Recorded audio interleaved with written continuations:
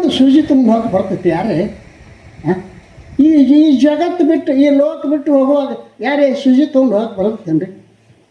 ಹಾಂ, ಈಗ ಕೊಟ್ಟು ಬಿಡ್ರಿ ಪೀಡ ಹೋಲ ಹಿಂಗೆ ಕೈಯಾಗ ಸೂಜಿ ಹಿಡ್ಕೊಂಡು ಗುರುಗಳ ಓಡಾಕ್ ಹತ್ತಿ ಗಿರಾಕಿ ಗೊತ್ತಿತ್ತು ಅವ್ರಿಗೆ, ಯಾಕೆ ಇಂಜೆಕ್ಷನ್ ಕೊಡ್ತಾಳೆ ಇದು ಗಿರಾಕಿ ಬರ್ತೈತಿ. ಹಾಂ, ಭಾಳ ಹೆಣ್ಮಕ್ಳು ಶಾಣೆ ರೀ. ಮತ್ತು ಯಾವುದೋ ಮನ್ಯಾಗ ಹುಟ್ಟಿ ನಿಮ್ಮ ಮನೆಗೆ ಮಾಲಕರಕ್ಕ ಅಂದ್ರೆ ಅವ್ರನ್ನ ಕಡಿಮೆ ತಿಳ್ಕೊಂಡ್ರೆ ನೀವು ಅವುಗಳು ಮತ್ತು ಸಿಟ್ಟಾಗಿ ಹೇಳಿರಿವ ನಿಮ್ಮಿಂದನ ಗ್ರಹಸ್ಥರು ಇವರೆಲ್ಲ ಗ್ರಹಿಣಿ ಗ್ರಹ ಮುಚ್ಚತೆ, ಗ್ರಹಿಣಿ ಇದ್ದಿದ್ದನ ಮಠ ಅನ್ರಿ ಅದಕ್ಕೆ ಮಸೀದ್ರಿ ಅನ್ರಿ. ಆದ್ದರಿಂದ ಓಡಾಕೈತಿ ಗಿರಾಕಿ ಯಾಕ ಅಂದರು. ಈಗ ತೊಗೊಂಡ್ಬಿಡ್ರಿ. ಯಾಕೆ ಹೋಗೋಣ? ಬ್ಯಾಡ್ರಿ ಮತ್ತು ತೊಗೊಂಡು ಬರ್ತಿದ್ದೀರ ಅಲ್ಲೇ ನೀನು.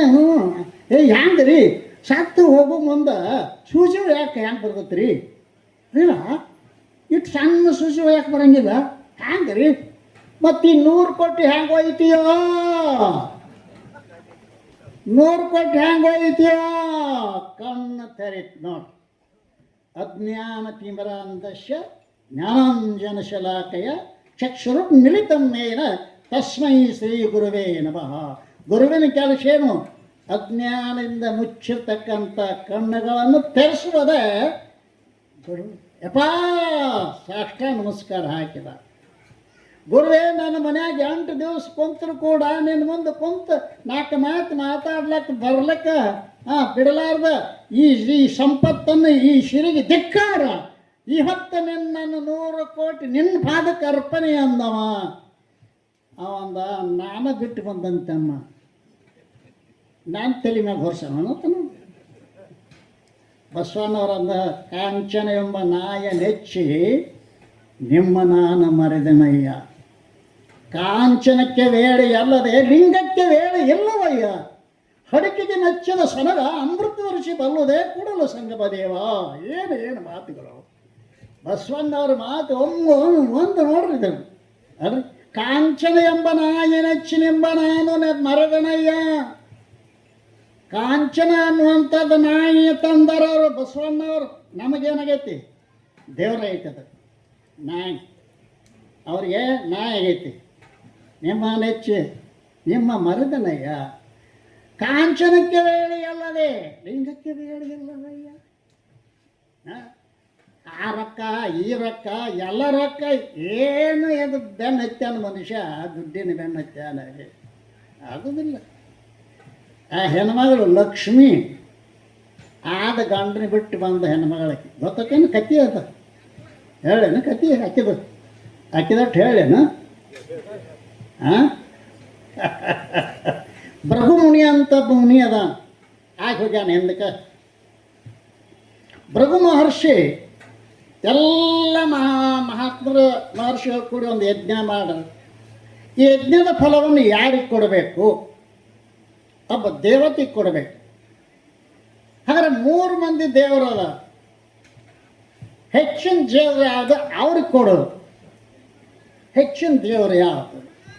ಭೃಗು ಅಂದ, ನಾ 3 ಮಂದಿಯಾಗಿ ಯಾವುದು ಶ್ರೇಷ್ಠ ದೇವರು ಅದ ಅನ್ನೋದನ್ನು ನಾ ತಿಳ್ಕೊಂಡು ಬರ್ತೀನಂತ ಹೋದ. ಮೊದಲ ಬ್ರಹ್ಮಲೋಕಕ್ಕೆ ಹೋದ. ಬ್ರಹ್ಮ ಸರಸ್ವತಿ ಕೂಡ ಏಕಾಂತದಾಗ ಮಾತಾಡಕತ್ತಿದ್ದ. ಬಂದು ನಿತ್ತ ದೊಡ್ಡ ಮಹರ್ಷಿಗಳ್ರಿ, ಅವ್ರಿಗೇನು ಕೆಮ್ಮತ್ತದೆ ಆ ದೇವರದು? ಈ ಕಡೆ ನೋಡಲಿಲ್ಲ. ಬ್ರಹ್ಮ ಅಂದ್ರಿ ನೋಡಿದ ಗಾಬರಿಯಾದ. ಅಲ್ಲೋ ಬಂದು ನಿಂತು ತಾಸಾಯಿತು. ನೀ ನನ್ನ ಕಡೆ ನೋಡಬಲ್ಲಿ, ಜಗತ್ತಿನಾಗ ನೀನು ಯಾರು ಪೂಜೆ ಮಾಡಬಾರ್ದು. ಶಾಪ ಕೊಟ್ಟು ಕೈಲಾಸಕ್ಕೆ ಅವನು ಪಾರ್ವತಿ ಕೂಡ ಏಕಾಂತ ಅಲ್ಲಿ ಹೋಗಿ ನಿತ್ತ ಅವನು ಮಾತಾಡ್ಸ. ಶಂಕರ, ನೀ ಸುಡುಗಾಡ್ದಾಗಿರೋ, ನೀ ಕೈಲಾಸ ಇರೋಕ್ಕೆ ಹೋಗಿಲ್ಲ, ಹೋಗಿ ಸುಡುಗಾಡ. ಅವನು ಶಾಪ ಕೊಟ್ಟ. ಕಡೆಗೆ ಬಂದಲ್ಲ ವೈಕುಂಠ. ಇವನು ವಿಷ್ಣು ಲಕ್ಷ್ಮಿ ಕೂಡ ಮಾತಾಡ್ಕೊಂಡು ಕುಂತಿದ್ದ. ನೋಡಿದ ನಿತ್ತ ಆ ಕಡೆ ನೋಡಲಿಲ್ಲ ವಿಷ್ಣು. ಬಂದ ನೋಡ್ರಿ, ಹೇ ವಿಷ್ಣು ನಾರಾಯಣ ಬಂದವನು ಎದಿಗೆ ಒದ್ದ. ಇನ್ನೂ ಬ್ರಾಹ್ಮಣರು ಇದನ್ನು ಹಾಕೋತಾರೆ ನೋಡ್ರಿ, ಮುದ್ರಾ ಅಂತ ಹಾಕೋತಾರೆ, ಅವನ ಪಾದಗಳು ಅರೆ ಒದ್ದ ಕೂಡಲೇ ಲಕ್ಷ್ಮಿ ಸಿಟ್ಟು ಬಂತು. ಆ ಸಾಧನ ಕಡೆಯಿಂದ ಒದಿಸ್ಕೊಳಕ್ಕೆ ನಿನಗೆ ಗೊತ್ತಾಗಲಿಲ್ಲ. ಅಂದ ನನ್ನ ಮಕ್ಕಳು ಅವ್ರು ಒದ್ರು ಅಷ್ಟೇ, ಅವ್ರು ಮುದ್ದು ಕೊಟ್ಟರು ಅಷ್ಟೇ. ಅದು ನಾನು ಜಾಗದ ಎದಿ. ಈಗ 3 ಮಂದಿ ತಮ್ಮ ತಮ್ಮ ಕಂಪನಿಗೆ ಒಂದೊಂದು ಜಾಗ ಕೊಟ್ಟಾರುತ್ತೆ, ಗೊತ್ತದನ್ರಿ ನಿಮಗೆ. ಬ್ರಹ್ಮ ಸರಸ್ವತಿಗೆ ನಾಲ್ಗಿ ಜಾಗ ಕೊಟ್ಟಾನ ಬ್ರಹ್ಮ. ಮತ್ತು ವಿಷ್ಣು ತನ್ನ ಲಕ್ಷ್ಮಿಗೆ ಎದಾಗಿರಂದ. ಆಕೆ ಸಿಟ್ಟು ಬತ್ತು ನೋಡಿ, ನನ್ನ ಜಾಗ ಒದ್ದಾನವ. ನಮ್ಮ ಶಾಪ್ ಅಂತೂ ಅರ್ಧ ಶರೀರ ಕೊಟ್ಬಿಟ್ಟೆ ಅವ. ಅಲ್ರಿ ನೀವು ಏನು ಕೊಡ್ತೀರಿ ನಮಗೂ ಗೊತ್ತಿಲ್ಲ. ಯಾಕೆ ಮುಂತಾಶರ ಅವ್ರದ್ದು ಏನೋ ನಾವು ನನಗೆ ಒದ್ದಾನವ, ಎದಿಗೆ ಒದ್ದಾನ, ನಾ ಇಲ್ಲಿ ಇರಂಗಿಲ್ಲ ಅಂಥೇಳಿ ಆ ವಿಷ್ಣು ಪರಮಾತ್ಮನ ಬಿಟ್ಟು ಕೊರ್ಲಾಪುರಕ್ಕೆ ಬಂದ ಮಹಾಲಕ್ಷ್ಮಿ. ನೀವೇ ನಂಬ್ತೀರ ಅವಕಿನ? ಅದಕ್ಕೆ ಬಸವಣ್ಣ ಏನಂದಾನು, ನಾಯಿ ನೆಚ್ಚಿ ಅಲ್ಲಿ ಕಾಂಚನೆಂಬ ನಾಯಿ ನೆಚ್ಚಿ ನಿಮ್ಮ ನಾನು ಮರೆದನಯ್ಯ. ಕಾಂಚನಕ್ಕೆ ವೇಳೆ ಅಲ್ಲದೆ ದುಡ್ಡು ಇರ್ರಿ, ದುಡ್ಡು ಇಲ್ದಿದ್ರೆ ನಡೆಯಂಗಿಲ್ಲ. ಬ್ಲಡ್ ಇದ್ದಿದ್ದಿಲ್ಲ ಶರೀರ ಬದುಕೋದಿಲ್ಲ, ದುಡ್ಡು ಇದ್ದಿದ್ದಿಲ್ಲ ಅಂದ್ರೆ ಸಂಸಾರ ನಡೆಯಂಗಿಲ್ಲ. ಬರೋಬ್ಬರಿ ಅದ. ಆದ್ರೆ ಈ ಶರೀರದಾಗ ಬ್ಲಡ್ ಹೆಚ್ಚು ಆಗಬಾರ್ದು, ಕಡಿಮೆ ಆಗಬಾರ್ದು. ಸಂಸಾರದಾಗ ದುಡ್ಡು ಹೆಚ್ಚು ಆಗಬಾರ್ದು, ಕಡಿಮೆ ಆಗಬಾರ್ದು. ಹೆಚ್ಚಾದ್ರೆ ಎದೆ ಉಬ್ಬಿಸ್ತತಿ, ಕಡಿಮೆ ಆದರೆ ಬಾಯಿ ಬಡ್ಕೋತೈತಿ. ದುಡ್ಡು ಬೇಕು, ಪರಂತು ಆ ದುಡ್ಡನ್ನು ಎದಕ್ಕೆ ಉಪಯೋಗ ಮಾಡಬೇಕು, ಇದು ಮಹತ್ವದ್ದದ. ಭಾಳ ಒಂದು ಕಿವಿಯಾಗ ಶ್ರೀಮಂತರಿಗೆ ಒಂದು ಕಿವಿ ಮಾತು ಹೇಳಿದ್ದಾರೆ, ಸರ್ಪಭೂಷಣ ಶ್ರೀಯೋಗ. ಇಲ್ಲಿ ಕುಂತ ಹೇಳ್ಯೋ ಮನೆ, ಅಲ್ಲಿ ಬಂದು ಕಿವಿಯಾಗ ಹೇಳ್ಯೋ, ಇಲ್ಲೇ ಕುಂತ ಹೇಳ್ರಿ. ಸರ್ಪಭೂಷಣರು ಸಾಹುಕಾರಿಗೆ ಅದಕ್ಕೆ ಒಂದು ಮಾತು ಹೇಳ್ಯಾರ. ಏನು ಹೇಳ್ರೆ, ಎಣ್ಣೆ ಇರುವನಕ ದೀವಿಗೆ ಉರಿಬಗಳು, ಪೂರ್ವ ಪುಣ್ಯ ವಿಹ ಪರ್ಯಂತ ಸಿರಿಯಿರುವುದು. ಪುಣ್ಯ ತೀರದ ಜನಕ್ಕೆ ನಿರ್ಣಯ ಸಿರಿಯು, ಎಣ್ಣೆ ಮುಗಿದೆ ದೀಪದಳು ತಣ್ಣಗಬಹುದು. ನೋಡ್ರಿ ಹೆಂಗೆ ಮಾಡ್ತೀನಿ, ಅರ್ಥ ಇಲ್ಲ. ಎಣ್ಣೆ ಇರುವನಕ ದೀವಿಗೆ ಉರಿಬವೋಲ್. ಆ ದೀಪ ಹಚ್ಚಿರ್ತೀರಿ, ಎಣ್ಣೆ ಇರ್ತಕ ಇರ್ತದ, ಎಣ್ಣೆ ಮುಗಿದ ಬಳಿಕ ಹೋಗ್ತದೆ. ಹಿಂದಿನ ಪುಣ್ಯ ಇರತಕ್ಕ ನಿನ್ನ ಸಾಹುಕಾರಕ್ಕೆ ಇರ್ತದನೋ. ಈಗ ಏನಾರಿ ಅದನ್ನು ಒಂದಿಟ್ಟು ಉಪಯೋಗ ಮಾಡು. ಹೋದ ವರ್ಷ ಕೊಟ್ಟಿವ್ರಿ, ಮತ್ತೆ ಬಂದ್ರೆ ಅಂದ್ಗಿಂದಿ ಮೇಲೆ ಎಣ್ಣೆ ಹಾಕುತ್ತಾ ಇರು, ದೀಪ ಇರ್ತೈತೆ ಹೆಂಗೋ ಮೇಲೆ ಇಲ್ಲಿ ಮಾಡುತ್ತೀರು. ವರ್ಷ ಗೊತ್ತಾಗಲ್ಲ. ಮುದುಕರು ಹೋಗಿ ಹರೇ ಹುಡುಗರು ಮಾಡಾಕತ್ತೇವೆ, ನಾಚಿಕೆ ಬರಬಾರ್ದ ನಿಮಗೆ? ಹಿರಿಯರಿಗೆ ಹರೇ ಹುಡುಗರು ಮಾಡಾಕತ್ತೇವೆ, ಪ್ರಾಯದ ಮಕ್ಕಳು ಮಾಡಾಕತ್ತಿದ್ದಾರೆ. ಒಂದೇ ಸ್ವಾಮಿ ಪೂಜೆಗೆ ಹೋಗ್ತಾರೆ, ಬರೋಲ್ಲ ಮನೆ ಬಿಟ್ಟು. ಏನು ದಾರಿ ಆಗೈತೆ ನಿಮಗೆ? ಬಸವಣ್ಣ ಯಾಕೆ ಮಾಡ್ತೀರಿ? ಬಸವಣ್ಣನ ಶಾಸ್ತ್ರಿಯನ್ನು ಎದು ಸಲಾಗಿ ಮಾಡ್ತೀರಿ? ವಿಚಾರ ಇರ್ತಲ್ಲ. ಗುಡಿಗಳು ಗೋಪುರಗಳು ಯಾಕದಾವೆ? ಮೊನ್ನೆ ನಾನು ಕೇಳ್ದ, ಸ್ವಾಮಿಗಳು ಈ ಗುಡಿಗಳು ಕಟ್ಟಿ ಖರ್ಚು ಮಾಡೋದು ಯಾಕೆ? ಚಲೋ ಒಂದು 10 ಕೋಟಿ ಬಿಲ್ಡಿಂಗ್ ಮಾಡಿದ್ರೆ ಬಾಡಿಗೆ ಬರ್ತೈತಿ ಮನಗಂಡ. ಇಂಥ ಕಂಪ್ನಿನೂ ಹೋಯ್ತದ. ಈ ಗುಡಿ ಸ್ವಾಮಿಗಳು ಇವೆಲ್ಲ ಯಾಕೆ ಮಾಡ್ತೀರಿ ಅಂದೆ. ನಾ ಅಂದೆ, ತಮ್ಮ 10 ಕೋಟಿ ಏನು ಕಟ್ಸ್ಕೊಂಡ ಸಾಹುಕಾರ, ಆ ಸಾಹುಕಾರ ಬಿಲ್ಡಿಂಗಿನ ನಿಂತು ಯಾವರೇ ಕೈ ಮುಗಿದದ್ದು ನೋಡಿದೇನು ಅನ್ನೆ ನಾನು. ಅಲ್ಲಾರು ಕೈ ಮುಗಿದ್ರಿ ಅಂದಮ್ಮ. ಆ 10 ಕೋಟಿ ಬಿಡ, ಮಗ್ಗದಾಗ ಒಂದು 10,000 ರೂಪಾಯಿದು ಒಂದು ಗುಡಿ ಕಟ್ಟ್ಯಾರ. ಒಳಗೊಂದು ದೀಪ ಹಚ್ಚಾರ, ಒಂದಿಟ್ಟು ಲಿಂಗ ಸ್ಥಾಪನೆ ಮಾಡ್ಯಾರ. ಆ 10,000 ಗುಡಿ ಮುಂದೆ 10 ಕೋಟಿ ಸಾವುಕಾರ ಬಂದು ಕೈ ಮುಗಿತಾನ್ರು ಮಾರಾರು. ಗುಡಿಗಳಂದ್ರೆ ಭಕ್ತಿಯ ಹಸೆಯನ್ನು ಹುಟ್ಟಿಸತಕ್ಕಂಥ ದೇವಾಲಯಗಳು. ಇದನ್ನು ತಿಳ್ಕೋರಿ ಮೊದಲು. ಯಾಕೆ ಕಟ್ಟಾರ ದೇವಾಲಯಗಳನ್ನ? ರೊಕ್ಕಿಲ್ಲದ ರೊಕ್ಕದ ಕಟ್ಟಾರ. ಭಕ್ತಿಯ ಭಾವ ಉತ್ಪತ್ತಿ ಆಗ್ಬೇಕು. ನೀವು ಮನ್ಯಾಗಿದ್ರೆ ಮನಸ್ಸು ಹೆಂಗಿರ್ತತಿ, ಇಲ್ಲಿ ಬಂದ್ರೆ ಹೆಂಗಿರ್ತತಿ ಮನಸ್ಸು?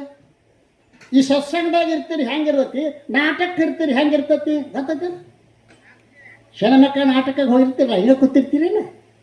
ಯಾವಾರು ದಾಟ್ಕೋತ ಬಂತಂದ್ರೆ ಒಂದಿಷ್ಟು ಕಾಲು ಐತಂದ್ರೆ ಕನ್ನಡ ಇಲ್ಲ ಅಂತೀರಿ. ಇಂಥ ಸತ್ಸಂಗದಾಗ ಒಬ್ಬ ದಾಟ್ಕೋತ ಬಂದ, ಕಾಲು ಹೋಯ್ತು ಕೂಡ ನಮಸ್ಕಾರ ರೀ, ಆಗೋದಲ್ರಿ ನಮಸ್ಕಾರ. ಎಷ್ಟು ಭಾವನೆ ಬದಲಿದಾವೆ. ಗುಡಿಗಳು ಸತ್ಸಂಗಗಳ ಭಾವನೆ ಹೆಂಗೆ ಮಾಡ್ತಾವ. ನಾಟಕಗಳು ನಟ ನಟಿಯರು ನೋಡಕ್ಕೆ ಹೋಗಿ 100 ಮಂದಿ ಸತ್ತು ಹೋಗ್ಯಾರ. ಮನೆ ಗೊತ್ತಾಗೈತೆ ನಿಮಗೆಲ್ಲ. ಅವರ ದೇವರ ಯಾರು ನಮಗೆ? ಯಾರು? ನಟ ನಟಿಯರು. ಹುಚ್ಚಿಕೊಡ್ರಿ. ಯಾಕೆ ನಾವು ಈ ಗುಡಿಗಳನ್ನು ಕಟ್ಟಬೇಕು? ಎದ್ರ ಸಲುವಾಗಿ? ಬಸವಣ್ಣವರು ಬಹಳ ಪ್ರಯತ್ನ ಮಾಡಿದ್ದಾರೆ. ಭಕ್ತಿಯನ್ನು ಹುಟ್ಟಿಸೋ ಸಲುವಾಗಿ, ನೆರೆ ಕೆನ್ನಗೆ ತೆರೆಗಲ್ಲಕ್ಕೆ ಶರೀರ ಗೂಡ ಹೋಗೋದ ಮುನ್ನ,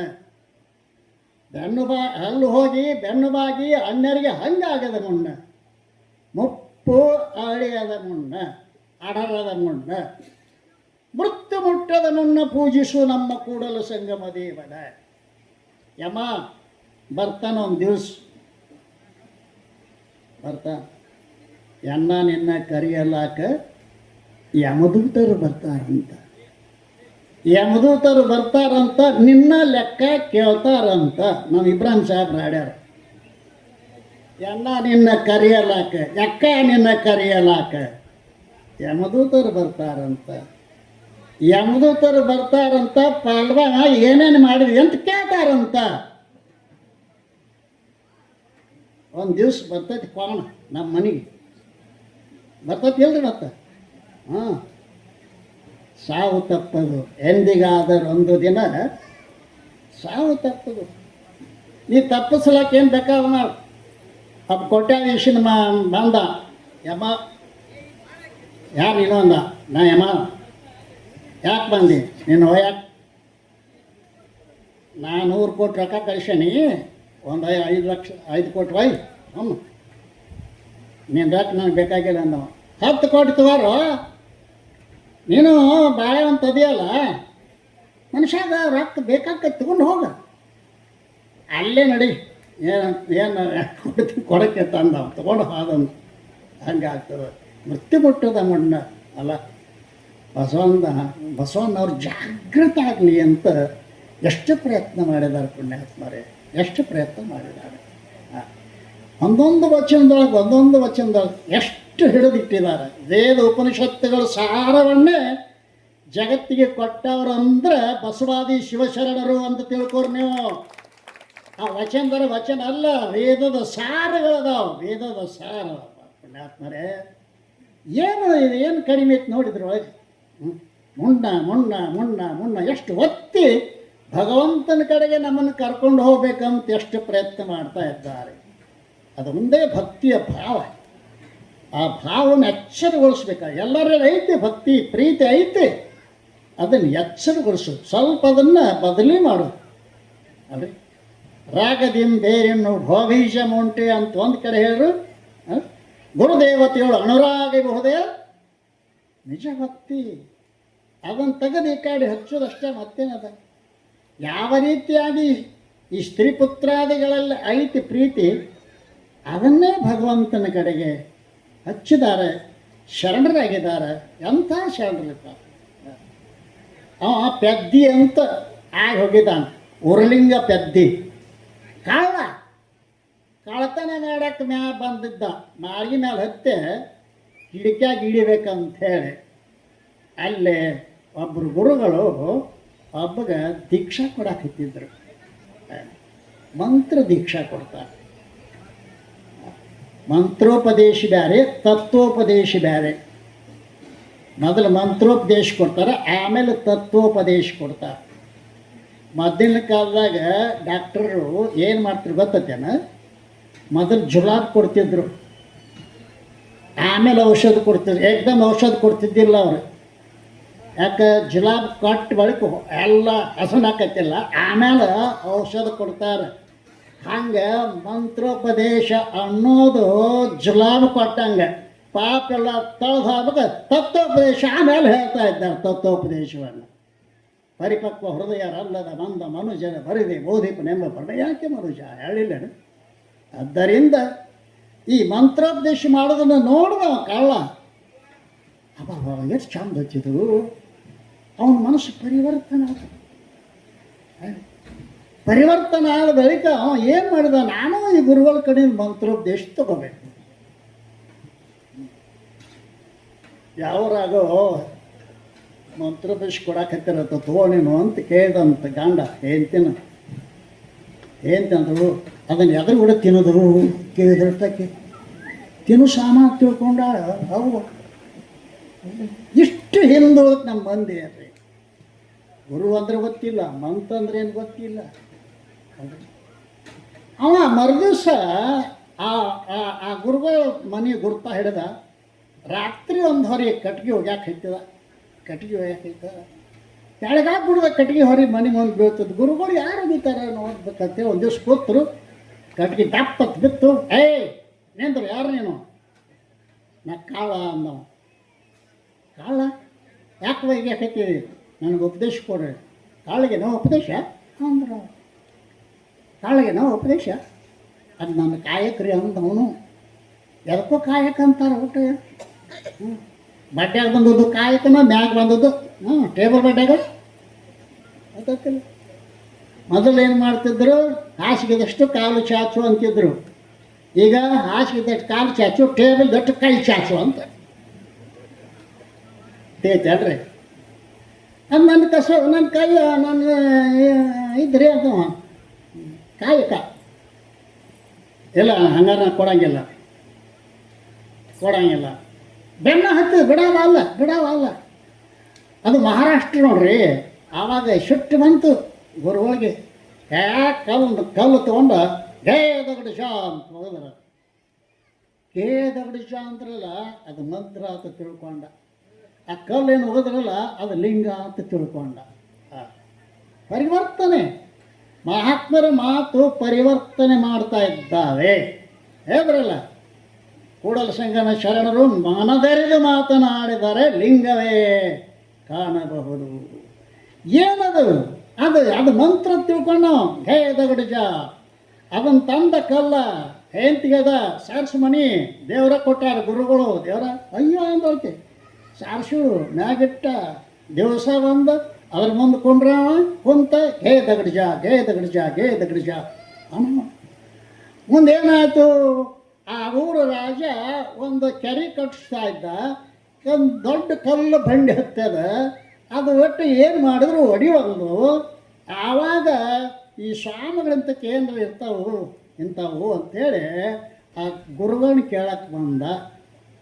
ಆವಾಗ ಇವ್ ಬಂದಿದ್ದೀವ ಗೇ ದಗಡುಜ ಗುರುಗಳಂತ. ಗುರುಗಳ ಏನಾರೇ ಕಲ್ಲು ಬಂಡಿ ಹತ್ತೈತರಿ, ನಿಮ್ಮಂತಕ್ಕೆ ಏನು ಮಂತ್ರ ಇರ್ತಾವ, ಏನಾರ ನಾನು ಹೊಡೆದು ಕೊಡ್ರಿ. ಈಗ ನನಗೇನು ಗೊತ್ತಿಲ್ಲ. ಆಮೇಲೆ ಅಪ್ಪಗಳ ಗುರುಗಳ ನೀವು ಆಜ್ಞೆ ಮಾಡಿರಿ, ನಮ್ಮ ಲಿಂಗ ತಂದು ಒಡಿಸ್ಕೊಡ್ತಾನೆ ಅಂದವ. ಅರೆ ಹೇಳಪ್ಪ ಹೋಗಪ್ಪ ಅಂದರು. ಮನೆಗೆ ಹೋದ ತೊಗೊಂಡು ಅದನ್ನು ಗುಂಡದಲ್ಲ ಅಂತ ತೊಗೊಂಡು ಕೆಶನ್ ಗೇ ದಗಡುಜ ಅಂದ. ಅದಕ್ಕೆ ಮಂತ್ರ ಶುದ್ಧಿ ಆಗೋದು. ಮಂತ್ರೊಳಗೆ ಸಿದ್ಧಿ ಅಂತಿರ್ತಾವೆ, ಗೊತ್ತದ ಹಂಗೆ. ಮಂತ್ರ ಶುದ್ಧಿ ಆಗಬೇಕಾಗಿತ್ತು ಅಂತಂದ್ರೆ ಅಕ್ಷರಕ್ಕೊಂದು ಕೋಟಿ ಜಪ ಮಾಡಿದರೆ ಮಂತ್ರ ಸಿದ್ಧಿ ಆಗ್ತದೆ. ಅದು ಗುರುಗಳ ಮುಖದಿಂದ ಬಂದಾಗನ ಕೆಲಸ ಕೊಡ್ತದೆ ಮಂತ್ರ. ಬರ್ದದ್ದನ್ನು ಓದಿದ್ರೆ ಇಲ್ಲ ಅಲ್ರಿ. ಬಂದೂಕ್ನಾಗ ಹಾಕಿ ಹೊಡೆದ್ರನ ಗೋಳಿ ಜೀವ ತಗೋತತೆ. ಅವ್ರನ್ನ ಕೈಲಿ ಹೊಡೆದ್ರ ಆಗೋದಿಲ್ಲ. ಹಂಗೆ ಆ ಗುರುಗಳ ಮುಖದಿಂದ ಬಂದ್ರೆ ಅದು ಬಾಂಬ ಕಲಾಸ ಜೀವತ್ವನ ಸಾಯ್ತು. ಕೊಲ್ತದ. ಜೀವ ಕೊಲ್ಲಂಗಿಲ್ಲ, ಜೀವತ್ವ ಬ್ಯಾರೆ, ಜೀವ ಬ್ಯಾರೆ. ಎಲ್ಲರೂ ಜೀವ ಬಿಡ್ತಾರೆ, ಯಾರು ಜೀವತ್ತು ಬಿಟ್ಟು ಹೊಕ್ಕಾರ ಅವ್ರ ಮುಂದೆ ಹುಟ್ಟಂಗಿಲ್ಲ ನೋಡ್ರಿಪ್ಪ. ಜೀವ ಬಿಡ್ತಾರೆ. ಆದ್ದರಿಂದ ತೊಗೊಂಡು ಹೋದ ಬೇದಗರ್ಜ ಅಂದ, ಆ ಕಲ್ಲು ಒಡೆದು ಮತ್ತೆ ಅವನ ಕೈಯಾಗ ಬಂದು ಸಿಕ್ತ ನೋಡ್ರಿ. ಒಬ್ಬ ರಾಜ ಸಾಷ್ಟಾಂಗ ನಮಸ್ಕಾರ ಹಾಕಿದ. ಅಲ್ಲಿ ನಮ್ಮ ಗುರುಗಳ ಅಂತಕ್ಕೆ ಹೋಗಂದವ, ನನಗ್ಯಾಕೆ ಹಾಕಿ ಅಲ್ಲಿ ಹೋಗಿ ಸಾಷ್ಟಾಂಗ ನಮಸ್ಕಾರ ಹಾಕಿ, ಏನಪ್ಪ ಏನು ನಿಮ್ಮ ಶಿಷ್ಯ ರೀ, ಕಲ್ಲು ಬಂಡಿ ಹೊಡಿದ್ರಿ. ಒಬ್ಬ ಆವತ್ತಿನಿಂದ ಅವನು ವಚನಗಳನ್ನು ಮಾಡ್ಯಾನ. ಮಹಾವಾಕ್ಯವನ್ನೇ ತನ್ನ ವಚನದೊಳಗೆ ಹಾಕಿದಾನೆ, ಯಾರೂ ಹೇಳಂಗಿಲ್ಲ ಅದನ್ನು ಅಲ್ರಿ. ತತ್ಪದವೇ ಲಿಂಗವೆಂದರು ಹೇ, ತಂಪದವೇ ಅಂಗವೆಂದರು ಹೇ, ಅಶಿಪದವೇ ಪ್ರಾಣವೆಂದರು ಹೇ. ಸದ್ಗುರು ಇಷ್ಟಲಿಂಗವ ಕೊಟ್ಟು ದೃಷ್ಟಲಿಂಗವ ತೋರಿದ ಬಳಿಕ ತತ್ವಮಶಿಪದ ಸಿದ್ಧಿ ನಿಮ್ಮ ಶರಣರು ಪೆದ್ದಿ ಪ್ರಿಯ ವಿಶ್ವೇಶ್ವರ. ನೋಡಿ, ಮಹಾವಾಕ್ಯವನ್ನೇ ಅಲ್ಲಿ ಹೇಳ್ಯಾರ. ಶರಣರಿಗೂ ವೇದಗಳಿಗೂ ಎಲ್ಲಿ ವ್ಯತ್ಯಾಸ ಇಲ್ಲ ನೋಡ್ರಿ, ಇಲ್ಲೇ ಹೆಂಗದ. ತತ್ವಮಶಿ ಮಹಾವಾಕ್ಯವನ್ನೇ ನಾವು ಉಪದೇಶ ಮಾಡ್ತಾ ಎಲ್ಲರ ಗುರುಗಳು. ತತ್ವಮಶಿ ಅದುವೇ ನೀನು ಇದ್ದೀಯ. ತತ್ಪದವೇ ಲಿಂಗವೆಂದರ್ಹಿ, ತಂಪದವೇ ಅಂಗವೆಂದರ್ಹಿ, ಅಶಿಪದವೇ ಪ್ರಾಣವೆಂದರ್ಹಿ. ಅಂಗವೇ ಲಿಂಗ, ಲಿಂಗವೇ ಪ್ರಾಣವೆಂದು ಸರಿಗುರು ಇಷ್ಟಲಿಂಗವ ಕೊಟ್ಟು ದೃಷ್ಟಲಿಂಗವ ತೋರಿದ ಬಳಿಕ ತತ್ವಮಶಿ ಪದ ಸಿದ್ಧಿ ನಿಮ್ಮ ಶರಣರು ಉರುಲಿಂಗ ಪೆದ್ದಿ ಪ್ರಿಯ ವಿಶ್ವೇಶ್ವರ. ಇಂತಹ ಪವಾಡಗಳನ್ನು ಬಸವಣ್ಣ ಅವನ ಕಾಲದೊಳಗೆ ಎಷ್ಟು ಪರಿವರ್ತನೆ ಆಗ್ಯಾವ ಅಂತ ಅಂದರೆ ಅದು ಭಾಳ ದೊಡ್ಡದು ಪುಣ್ಯಾತ್ಮರೇ. ಅಂತಹ ಬಸವಣ್ಣನವರಂಥವ್ರು ಜಗತ್ತಿನೊಳಗೆ ಹುಟ್ಟಿ ಬಂದಿದ್ದ ಬಹಳ ಪುಣ್ಯವಂತರಿದ್ದೆ. ನೀವೆಲ್ಲ ಬಹಳ ಪುಣ್ಯವಂತರಿದ್ದೀರಿ. ನಾವು ಊರಿಗೆ ದೌಡ್ ಹೋಗೋರದೀವಿ. ನಮಗೂ ವಯಸ್ಸು ಭಾಳ ಆಗೈತಲ್ಲ, ಮುದುಕಾಗೈತಿ ಶರೀರ. ಹೀಗಾಗಿ ನಾನು ಮೊದಲ ಹೇಳಿ ನನಗೆ ಎಂಟಕ್ಕೆ ಬಿಡ್ಬೇಕಪ್ಪ ಅಂಥೇಳಿ ಭಾಳ ಸುಂದರವಾಗಿ ಮಾತಾಡ್ತಾರೆ. ಚಲೋ ನಮ್ಮ ಶರಣರು ಹಿರೇ ಸ್ವಾಮಿಗಳು. ಇವ್ರ ತಂದೆಯವ್ರ ಪರಿಚಯ ನನಗೆ. ಇವ್ರ ತಂದೆಯವರು ಸಾಕ್ಷಾತ್ ಶಿವಪುತ್ರ ಸ್ವಾಮಿಗಳು ಪರಮ ಶಿಷ್ಯರು. ನಾನು ಒಂದು ತಿಂಗಳು ಅಲ್ಲಿ ಮಾಡಿದಾಗ, ಒಂದು ತಿಂಗಳ ಸೈದಾಪುರದಾಗ ಶಿಬಿರ ಮೊಟ್ಟ ಮೊದಲು ಶಿಬಿರ ಪೂರ ಒಂದು ತಿಂಗಳಿದ್ದರು ನೋಡ್ರಿ ಇವ್ರ ತಂದೆಯವರು. ಪೂರ ಒಂದು ತಿಂಗಳು ಮನೆ ಕಡೆ ಒಟ್ಟ ಹೋಗಲಿಲ್ಲ ಪುಣ್ಯಾತ್ಮ. ಅದನ್ನು ಮುಗಿಸ್ಕೊಂಡೇ ಬಂದ್ರಲ್ಲ, ಅಂಥ ಸಂಸ್ಕಾರ ಐತಿ. ನಮ್ಮ ಸ್ವಾಮೀಜಿ ಅವ್ರು ಭಾಳ ಚಂದ ಮಾತಾಡ್ರೆ ಅಲ್ಲಿ ಗುರುಗಳು ಕೂಡ, ಹಿರೇಮಠದ ಗುರುಗಳು ಭಾಳ ಚಂದ, ಅಡ್ಡಿ ಇಲ್ಲ. ಈಗ ನಮ್ಮ ಸಣ್ಣ ಹುಡುಗರು ತಂಡ್ರು ಚಾಲು ಮಾಡ್ಯಾರ. ಭಾಳ ಖುಷಿ ಆಗ್ತದೆ ನನಗೆ. ಭಾಳ ಊರಾಗ ತಂಡ್ರು ಏನು ಮಾಡಕತ್ತೆ ನಿಮ್ಗೆ ಗೊತ್ತದಲ್ಲ. ಮಾನ್ಯ ಪ್ರವಚನ ಮುಗಿಸ್ಕೊಂಡು ಹೊಂಟಿದ್ವಿ. ರಾತ್ರಿ 12 ಗಂಟೆ ಆಗಿತ್ತು. ಇಬ್ಬರು ಕೂಡಿ ಮೊಬೈಲ್ ಹಿಡ್ಕೊಂಡು ಕೂತಿದ್ರು. ಅಯ್ಯೋ, ಭಗವದ್ಗೀತೆ ಹಿಡ್ಕೊಂಡು ಕೊಟ್ಟಿರ್ಬಾರ್ದೆ ಮಕ್ಕಳ್ರಿ ಅಣ್ಣ ಅವ್ರಿಗೆ. ಈಗಿನ ತಂಡ್ರೆಲ್ಲ ಭಾಳ ಹಾದಿ ಬಿಡಾಕತ್ಯಾರ. ಏನೋ ಪುಣ್ಯಾತ್ಮರ ನಿಮ್ಮೂರ ಭಾಳ ಶ್ರೇಷ್ಠದ, ಮೊದಲಿಂದನೂ ಕೂಡ ಇಲ್ಲಿ ನಡ್ಕೊಂಡು ಬಂದದ ಇಂಥ. ನಾನು ಭಾಳ ದಿವಸದಿಂದ ಬಂದಿದ್ದೆ. ಇದೇ ಕಾರ್ಯಕ್ರಮಕ್ಕೆ ಹಿಂದೆ ಬಂದಿದ್ದೆ. ಆವಾಗ ಹಿರಿಯರು ಮಾಡ್ತಿದ್ರತ್ತ. ಈಗ ನಮ್ಮ ತರುಣರು ಮಾಡಕತ್ತಾರೆ ಅಂದ ಬಳಿಕ ಆ ತರುಣರು ಮುಂದಿನ ಶರಣರಾಗ್ತಾ ಇದ್ದಾರೆ. ಇಡೀ ಊರ ಶರಣ ಕಲ್ಯಾಣ ಆಗ್ತದೆ ಪುಣ್ಯಾತ್ಮರೇ. ಅವ್ರಿಗೆ ನೀವು ಆಶ್ರಯ ಕೊಡ್ರಿ, ಅವ್ರಿಗೆ ಪ್ರವೃತ್ತಿ ಮಾಡ್ರಿ ನೀವು. ಅದಕ್ಕೆ ಸಾಕತ್ತೆ, ಶಕ್ತಿ ಇರ್ತದೆ. ತಾರುಣ್ಯದ ಹರಿದು ಹೋಗ್ಬಾರ್ದು ಹೊಲಸಿನಾಗ. ಅಂಥ ಕಾರ್ಯಕ್ರಮ ಮ್ಯಾಲಿಂದ ಮ್ಯಾಲೆ ನಡೀಲಿ. ನಿಮ್ಮೂರು ಜನ ಒಳ್ಳೆಯ ಭಕ್ತಿ ಮಾರ್ಗದಲ್ಲಿ ನಡೆದು ಆ ಬಸವಣ್ಣನವರ ಆಶೀರ್ವಾದವನ್ನು ಪಡೆದುಕೊಂಡು ನಾವು ನೀವೆಲ್ಲ ಧನ್ಯರಾಗೋಣ ಅಂತ ಹೇಳ್ತಾ ವಾಗೃಪಾದ ಶಿವ ಪುಷ್ಪಗಳನ್ನು ಸದ್ಗುರು ಬಡತನ